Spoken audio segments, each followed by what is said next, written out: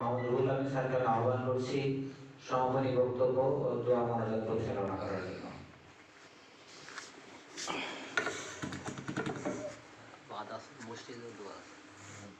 আউযু বিল্লাহি মিনাশ শাইতানির রাজিম।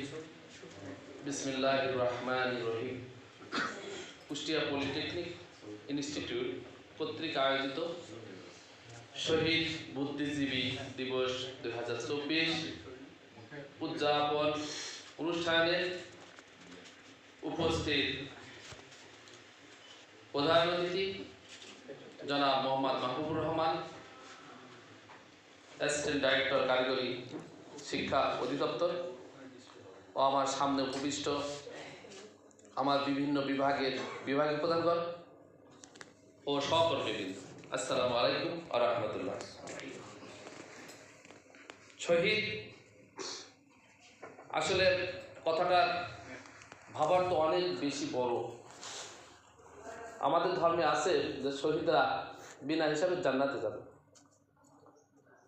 তো তাই 1971 সালে যে বুদ্ধিজীবীরা শহীদ হয়েছিলেন, আল্লাহ রাব্বুল আলামিন তাদের জন্য জান্নাতুল ফেরদাউস নসিব করেন, কারণ দেশের জন্য তারা শহীদ হয়েছেন।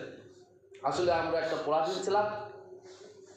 পরাধীন দেশে যেমন একটি খাঁচায় একটি ময়না পাখি আপনারা লালন পালন করেন, খুব আদর যত্ন করেন, খুব সুন্দরভাবে ভালোভাবে খাওয়ান, কিন্তু ছেড়ে দেন না, খাঁচাটা আটকিয়ে রাখেন। কিন্তু ও জানে ওর কষ্টের কথা, কিন্তু আপনি জানেন না। ওকে সুন্দরভাবে গোসল করাচ্ছেন, খাওয়াচ্ছেন, দাওয়াচ্ছেন, কিন্তু আটকে রাখছেন খাঁচার ভিতরে। এইরকম একটা পরাধীন রাষ্ট্র। তাই যে আমরা খাবো দাবো সুন্দরভাবে আসি মনে হচ্ছে, বা বাইরের বিশ্ব দেখতেছে, কিন্তু আসলে আমাদের যে মনের কষ্ট, সেই কষ্টটা ওই রকমই। তাই 1971 সালে যারা শহীদ হয়েছেন, আর পরবর্তীতে দ্বিতীয় যুদ্ধ আমি মনে করি 5ই আগস্ট, আমরাই সেই পরাধীনই ছিলাম। এই 15টা বছর সত্যই পরাধীন ছিলাম, যা আমাদের মুখের ভাষা ছিল না, আমাদের ইচ্ছা অনুযায়ী কথা বলতাম না, স্বাধীন কথা বলতে পারতাম না, আমাদের উন্মুক্তভাবে কথা বলতে পারতাম না।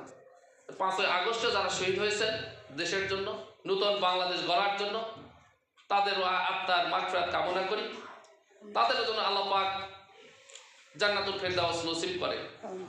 কারণ একটা ফ্যাসিস্ট সরকারের হাত হইতে যুদ্ধ করে আমরা আসলে নতুন বাংলাদেশ ছিনাই নিয়েছি আমি মনে করি। সব শহীদদের আত্মার মাগফিরাত কামনা করি। আল্লাহ রাব্বুল আলামিন তাদের জীবনের গুনাহগুলো ক্ষমা করে তাদের আখিরাতের জন্য সফলতা দান করেন। তা আমার সংক্ষিপ্ত কথা শেষ করছি। আল্লাহ হাফেজ। আসসালামু আলাইকুম ওয়া রাহমাতুল্লাহ।